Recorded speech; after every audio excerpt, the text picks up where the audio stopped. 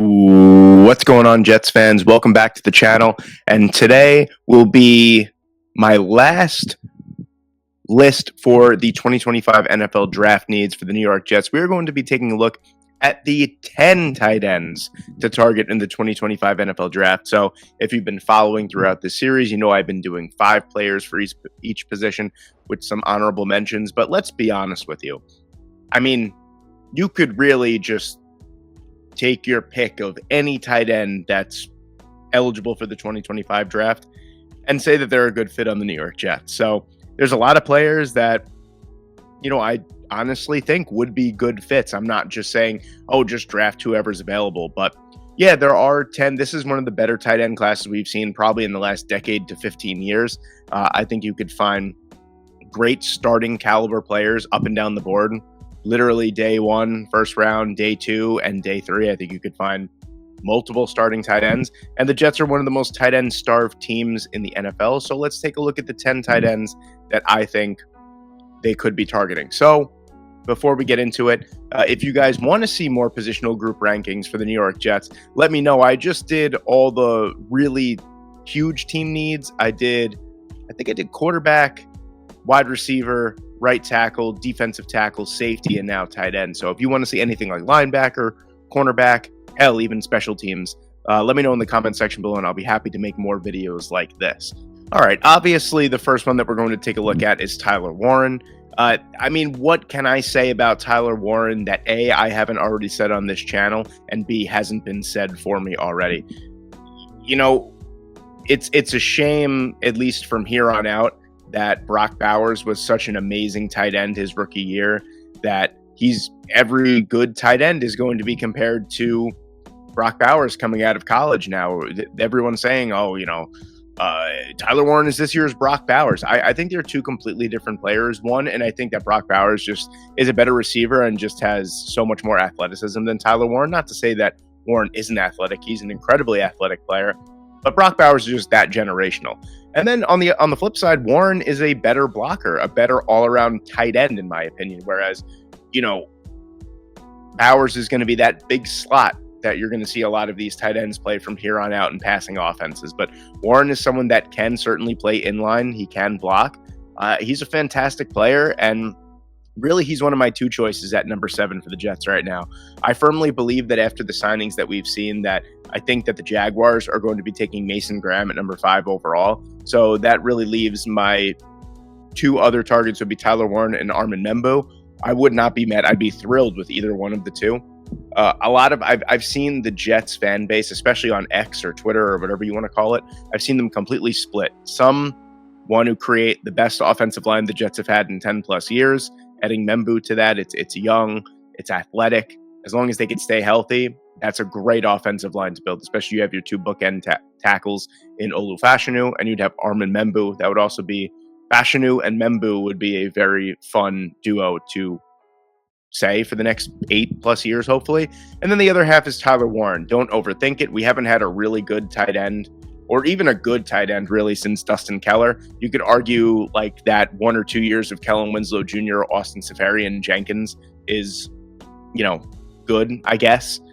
That's good for the Jets, but we haven't had a legitimate every down threat since Dustin Keller. Hell, even Chris Baker, honestly, if you want to go back that far. But Warren is an obvious choice here, and I think that he definitely is in consideration to go inside the top 12 to 15. So if the Jets were to take him, they'd have to take him at number 7 overall.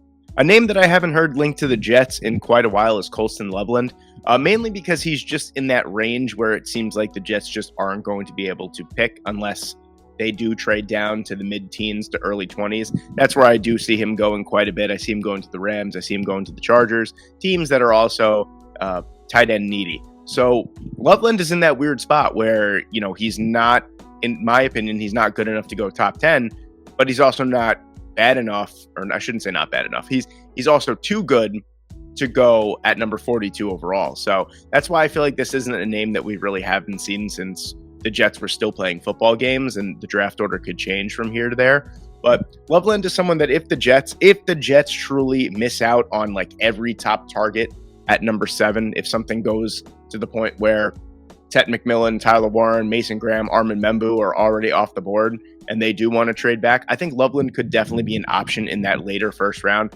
Fantastic all-around pass catcher as well.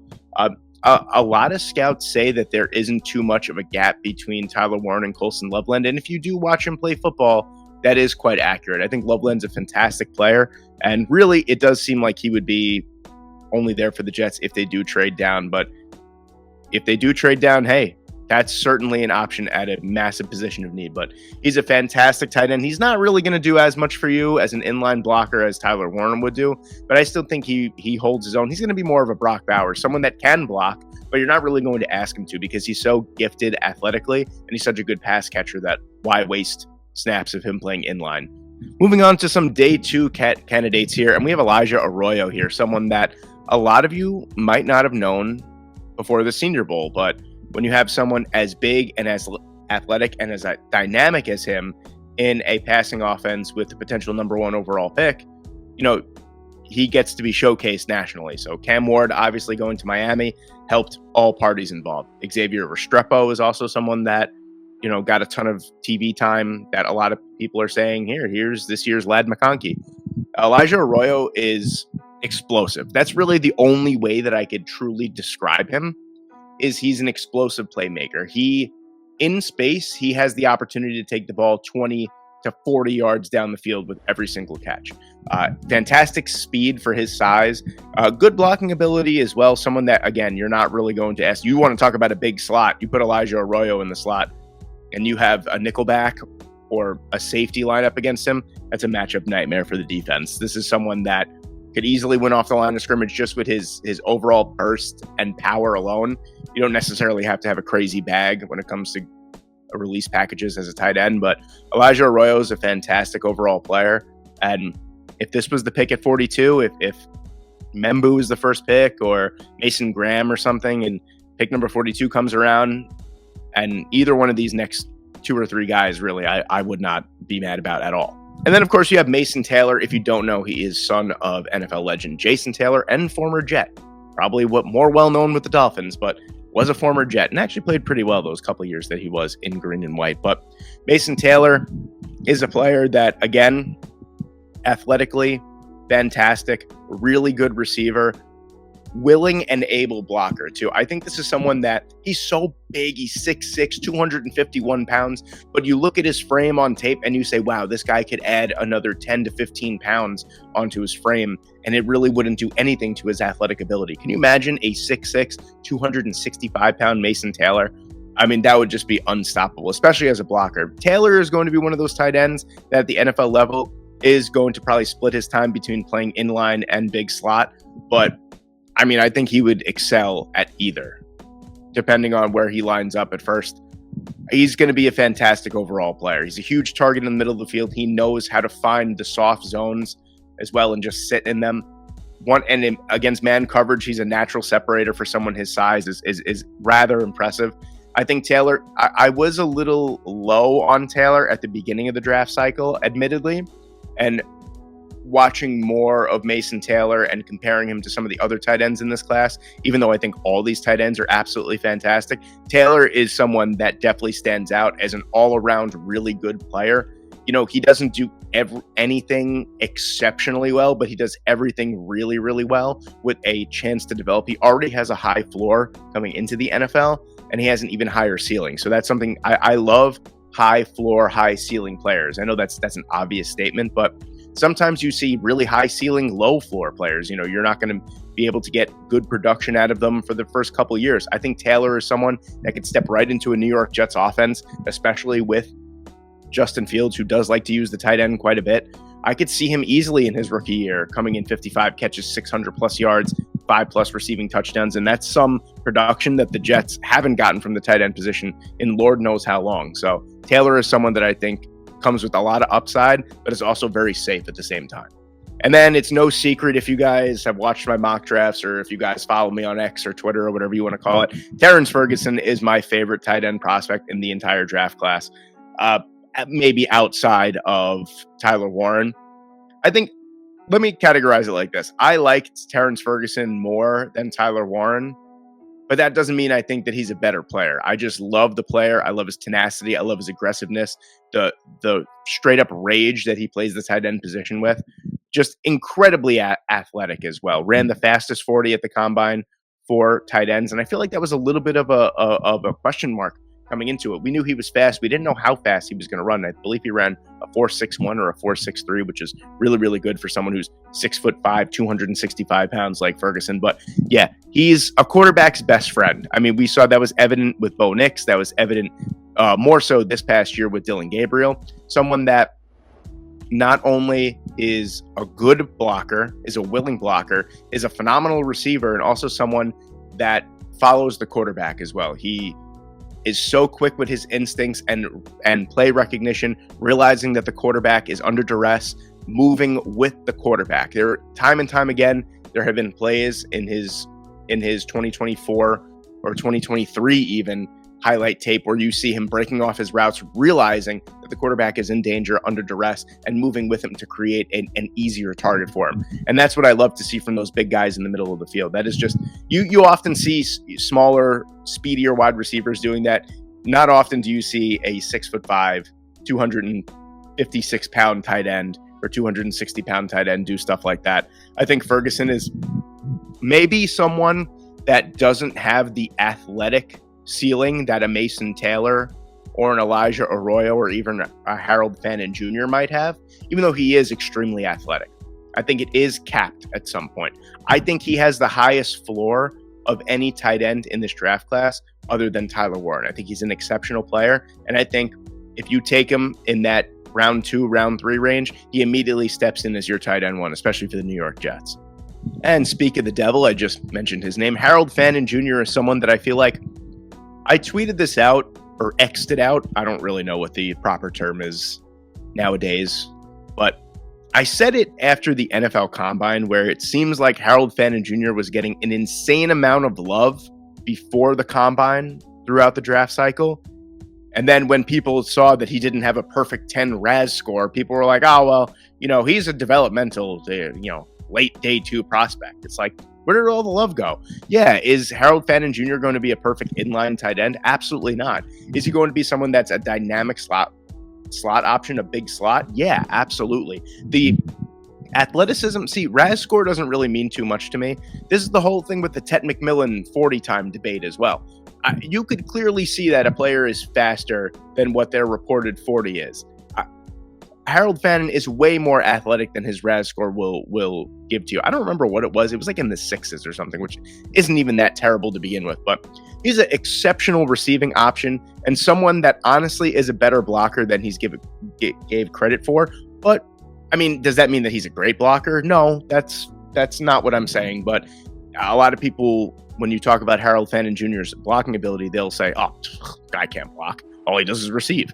That's not true. He can block. He's not great at it, but he's better than you give him credit for. So Harold Fanin Jr. is someone that I feel like if he continues to slide the way that, draft guys on X or on Twitter are saying and YouTube, yeah, if he's there at 73, why not take him? He's incredibly dynamic. He's going to be Justin Fields' safety blanket in the middle of the field, and he's also someone that could run straight up the seam past the defense. Why wouldn't you want to have someone like that on your team? Hell, you draft him in the 3rd round. You draft Jackson Hawes in round 5 or 6. And there you go. There's your inline blocking tight end right there. That monster of a human being. But Harold Fanin Jr. is someone that's got the discourse has been changed completely on Harold Fanin Jr. over the last couple months. And I really don't understand why. Yes, Gunnar Helm, someone that I was very, very high on for a couple of weeks and still relatively high on as well. Don't let the RAS score and his combine performance, RAS score, fool you. And his combine performance. If you saw the pictures, he did run his 40 with a very, very swollen ankle. I don't know if it was an ankle sprain or he rolled his ankle, but yeah, he ran a 40 on that monstrosity that he called a right ankle. So you have to believe that a lot of his drills and a lot of his times were skewed because of the ankle. So that tells you one thing that checks off the box for me for an Aaron Glenn-led team. That's toughness. He didn't say anything either until after his 40. He was like, oh yeah, by the way, I think I rolled my ankle. And they were like, oh dude, that does not look good. Let's get that checked out. So he's a dog in his own right, a massive player. Also someone that I think is really good and not as hyped.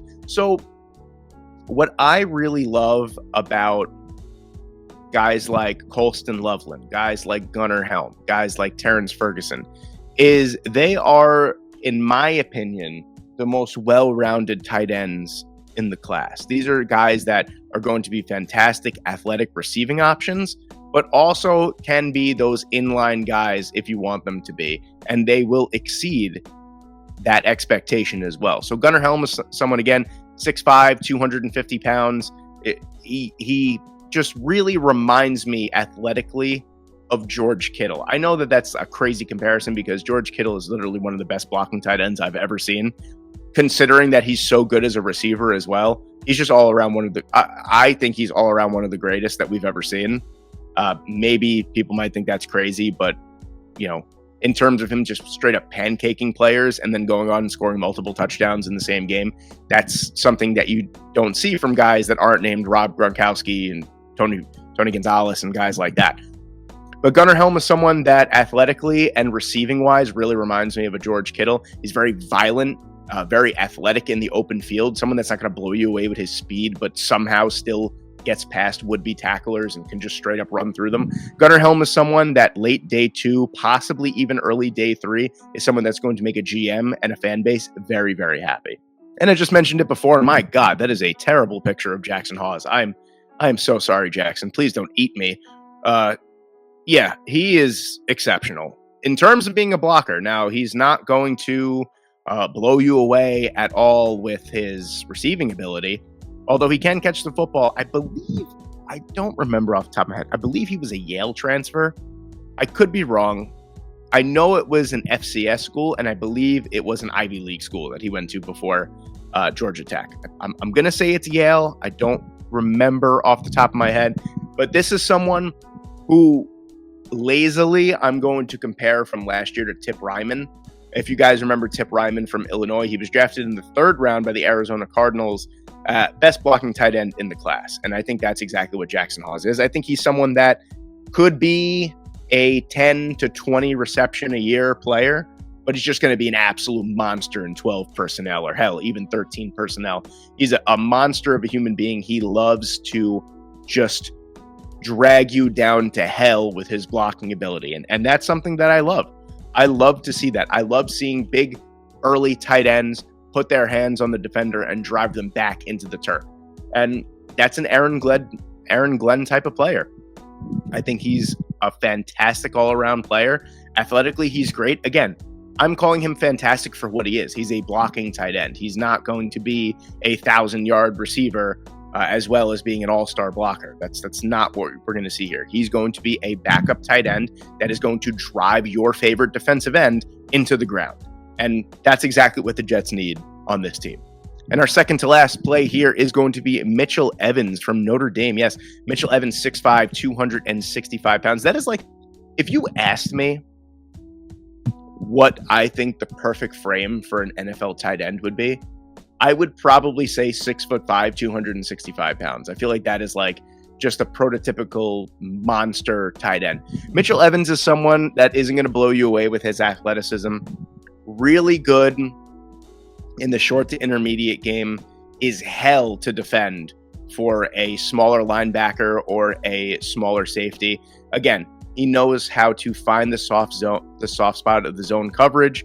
He's someone that's going to be a chain mover, and he's going to be someone that does everything pretty well. He doesn't really run that well, but he runs well enough. He blocks pretty well, and he can receive pretty well. So he's just one of those guys that I think if you find him on the board round 5, maybe even round 6, that's someone that I'm running the card up to the podium, because that's someone that I want on my team. And there is room for growth there as well. He is someone that can get a little bit better. I don't think he'll ever be a starting tight end and be a total receiving option, but kind of like maybe a little bit more of a better receiving version than Jackson Hawes, and a little bit of a less good blocker.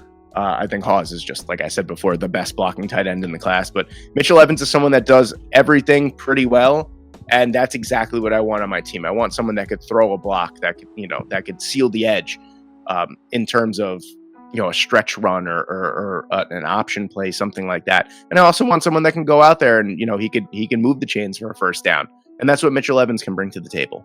And then my final player on this list is Kole Taylor, maybe someone that you aren't familiar with. I wouldn't be surprised. I'm going deeps into the depths of hell with this one. Kole Taylor is someone that is 6'7", 257 pounds, and he's a very good blocker. He's someone that is a fifth-year senior that did transfer to West Virginia after the 2023 season, I want to say, or the 2022 season. And he had his career high in receiving yards last year with 253. So that tells you exactly what you need to know about him. He's someone that's going to squirt out for, 15 to 20 catches a year, but he's someone that's going to drive your defensive players into the ground. The leverage is unbelievable from Kole Taylor. It is extremely difficult to find Kole Taylor highlights.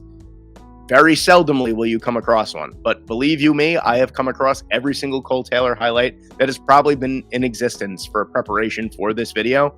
And let me tell you, this guy can block. I wouldn't be surprised. There's always even being someone that used to do draft content full time over the last 3 to 4 years, there was always that one or two players that got drafted that I was like, who? I'd never even heard of this guy, and he's getting drafted. Last year, I didn't hear about Giovanni Manu until 2 weeks before the draft, and here he is getting drafted in the third round. And I'm like, what? How does this happen? But Kole Taylor is someone that I think late day 3, you see those names start to pop up on the screen quite fast. And you're going to see Kole Taylor, tight end from West Virginia. Who? Just come back to this video, and if that happens, and just give me a thumbs up and say, hey, I heard of Kole Taylor from, Peter. But yeah, Kole Taylor is someone, again, that could be, a round 7 or a UDFA that is going to make a team because of his blocking ability. And also someone, like I said, that can catch a few passes. He definitely displayed some pretty strong, reliable hands, but he's someone that's going to be a third tight end or maybe even a practice squad tight end that when he comes up, you're going to be like, oh, wow, who's this monster of a human being that could really block? And that's going to be Kole Taylor. And there you have it, ladies and gentlemen. There is my 10 tight ends I think the New York Jets should target in the 2025 NFL Draft. Let me know in the comment section below what you think. Let me know if you think I missed someone. Thank you guys so much for watching today. I hope you enjoyed, and I hope I see you in the next one.